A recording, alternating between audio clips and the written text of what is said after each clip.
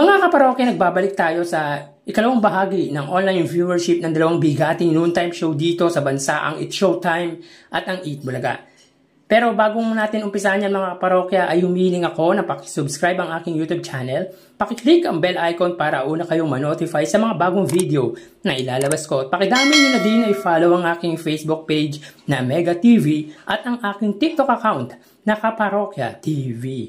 Maraming salamat! So mga parokya, ngayon po ay araw ng Miyerkules, July 17 at kahapon po ay binahagi natin ang TV ratings na lumabas nitong nagdaang Biyernes, July 12. At ngayon naman po, TV ratings na lumabas nitong araw ng Sabado, July 13. Pero bago natin umpisahan yan mga parokya, ay sinashoutout ko lahat ng supporters at followers ng It's Showtime, ganun din ang Eat Bulaga. At biggest shoutout sa lahat ng aking followers or subscribers at mga viewers. Maraming salamat po mga kaparokya. So quick recap tayo sa lumabas na TV ratings na itong Biyernes. Makikita natin dito ang It's Showtime ay may 7.9% at ang Eat Bulaga po ay may 4.1%. So dito angat po ang It's Showtime ng 3.8%. Ngunit hindi po na-meet ng It's Showtime ang TV ratings average na 8%. Kabaligtaran naman po ng Eat Bulaga na siyang nakamit ng 4% TV average. So dito, para sa atin, umangat po ang Eat Bulaga pagdating sa TV ratings. Pagdating naman po sa pagitan ng dalawang main channel, ng dalawang noontime show, GMA po ay angat ng 1.6%. So patuloy po na bumababa ang pagkaangat ng GMA pagdating sa TV ratings against sa TV5.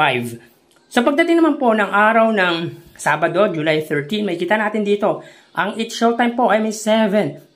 So meaning ay bumaba po ang ratings ng It's Showtime ng 0.9%.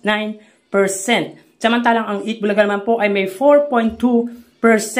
So ito na po ang pinakamataas na TV ratings na nakuha ng Eat Bulaga simula nang lumipat ang It's Showtime sa may GMA network. So dito angat po ng 2.8% ang It's Showtime. So ito na po ang pinakamababang iniangat ng It's Showtime sa Eat Bulaga. So dito na-meet ng Eat Bulaga ang kanilang TV ratings average, meaning angat po ang Eat Bulaga pagdating sa TV ratings against sa Eat Showtime. Para sa akin po yun mga kaparokya, dahil alam naman po natin kung ano yung advantages ng Eat Showtime sa Eat Bulaga. So yun nga mga parokya, dito may kita natin ang GMA ay may 4.8%. Ang GTV ay may 0.9%, ang A to Z ay may 0.8%, ang Kapamilya Channel ay may 0.4%, at ang All TV ay may 0.1%. Sa panig naman po ng Eat Bulaga, ang TV5 ay may 3.7%, meaning ay na-meet po ng TV5 ang TV ratings nila. Ang TV ratings average na 3.5%. Ganon din po ang RPTV na may 0.5%. Kung susuriin ninyo mga kaparokya, pagdating sa kanilang main channel, yung mga TV network, ay angat po ang GMA sa TV5 ng 1.1%. Meaning ito po ang pinakamababang iniangat ng GMA sa katapat na TV network na TV5. Medyo bumababa na po ang angat ng TV ratings ng GMA sa TV5. Again, tulad ng lagi natin sinasabi, alam naman po natin kung ano ang advantage ng It's Showtime sa Eat Bulaga. Unang-una, ang dami ng TV stations. Pangalawa, ang reach at ang signal ay hindi katulad ng TV5 na mahina at limited lang ang naaabot ng TV station. At pangatlo, yung viewers, yung solid viewers ng ABS-CBN at GMA. And of course, hindi pwedeng mawala dyan yung mga guest, yung mga gini-guest ng dalawang noontime show. Pagdating sa It's Showtime ay big star po ang naigi-guest ng It's Showtime, samantalang sa Eat Bulaga ay malimit lang po silang nakakapag-guest ng biggest star.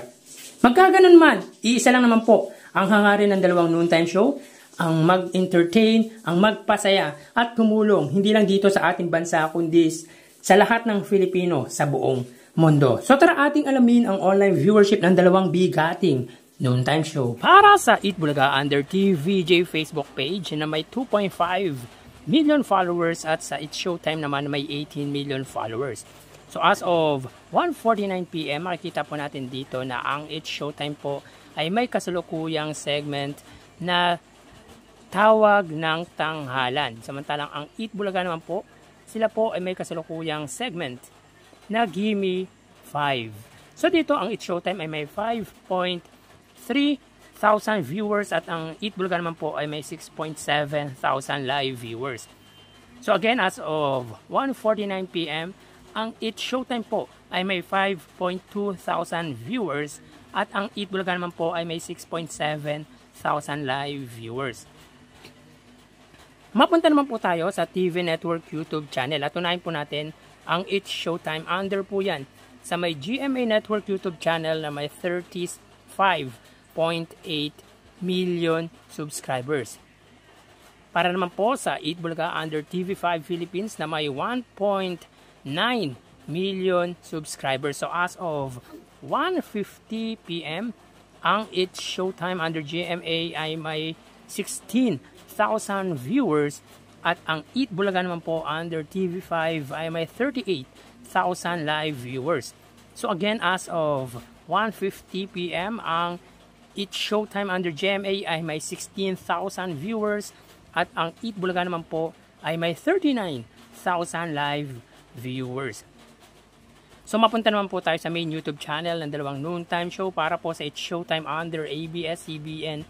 It's Showtime na may 2.3 million subscribers. Para naman po sa Eat Bulaga under Eat Bulaga TVJ YouTube channel na may kasalukuyang subscribers na 1.05 million subscribers. So as of 1:51 PM, ang It's Showtime ay may 56,000 viewers. Ang Eat Bulaga naman po ay may 63,000 live viewers. So again, as of 1:51 PM, ang It's Showtime ay may 56,000 viewers at ang Eat Bulaga naman po ay may 63,000 live viewers. So bali ang total na nakuha ng dalawang noontime show ay, mga kaparokya, bago natin ibigay ang total live viewership ng dalawang noontime show para sa ikalawang yugto, ay humihiling ako sa inyo na pakisubscribe ang aking YouTube channel. Pakiclick ang bell icon para una kayong ma-notify sa mga bagong video na ilalabas ko. At pakidamay nyo na din na i-follow ang aking Facebook page na Mega TV at ang aking TikTok account na Kaparokya TV. Maraming salamat! So bali, ang total ng nakuha ng dalawang noontime show para po sa It's Showtime ay 77,000 viewers.